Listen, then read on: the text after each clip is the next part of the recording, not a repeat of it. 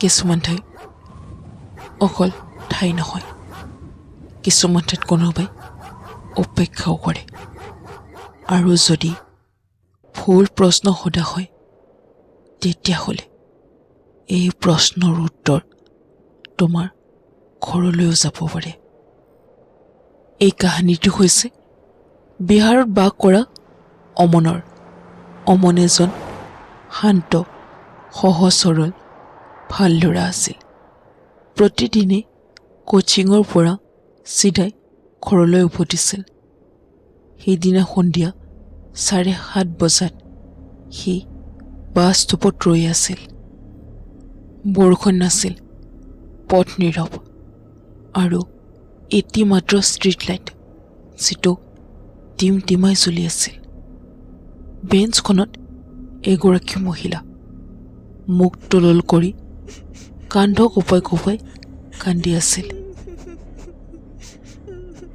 অমন ৰৈ গ'ল। মনে গ'লে সুধি লোৱা মানৱতাৰ খাতিৰত অমনে সুধিলে, আণ্টি, কিবা আপোনাক সহায় লাগিব নেকি? মহিলাগৰাকীৰ কান্দন হঠাতে বন্ধ হৈ গ'ল। ঠাইখিনিত গভীৰ বতাহে আৱৰি ধৰিলে।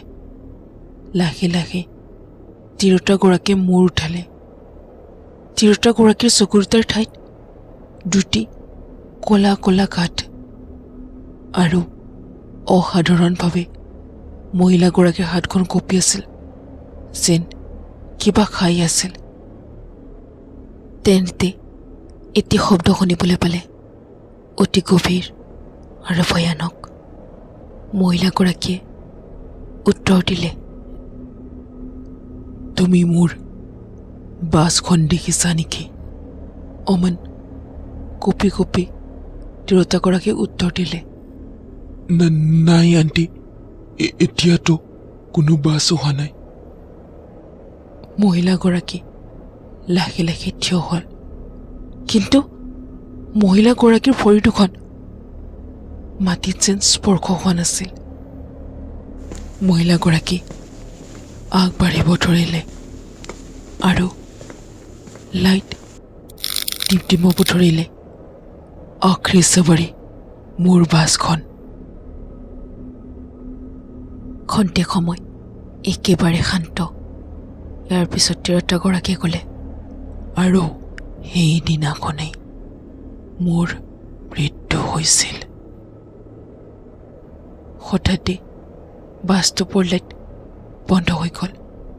গোটেই বাছ ষ্টপ আন্ধাৰ হৈ পৰিল, আৰু অমনে কোনোবাই হহা অনুভৱ কৰিলে।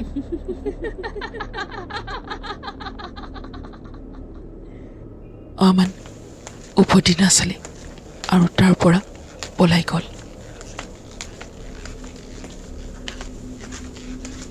ৰাতি প্ৰায় 3 বজাত বাছৰ হৰণৰ শব্দত অমন সাৰ পালে।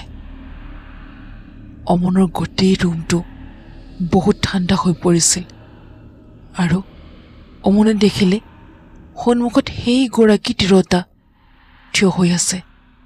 তিৰোতাগৰাকীৰ হাতত সেই পুৰণ বাছ টিকটটি, আৰু তাত লিখা আছে, অমন।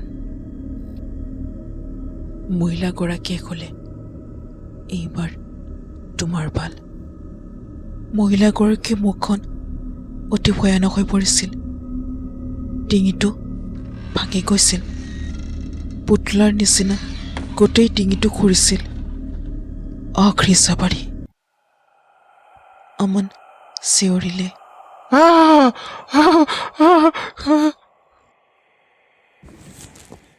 অমনৰ মাক দেউতাক অমনৰ ৰুমলৈ আহিল। ৰুম পৰিষ্কাৰ আছিল। সেই তিৰোতাগৰাকী তাত উপস্থিত নাছিল, কিন্তু অমনৰ হাতত সেই বাছ টিকটটি এতিয়াও আছিল।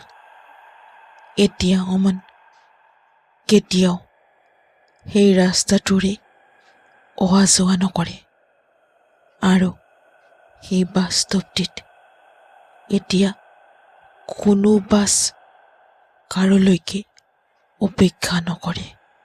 এতিয়া বাস্তৱটিত মাথো চান্নতা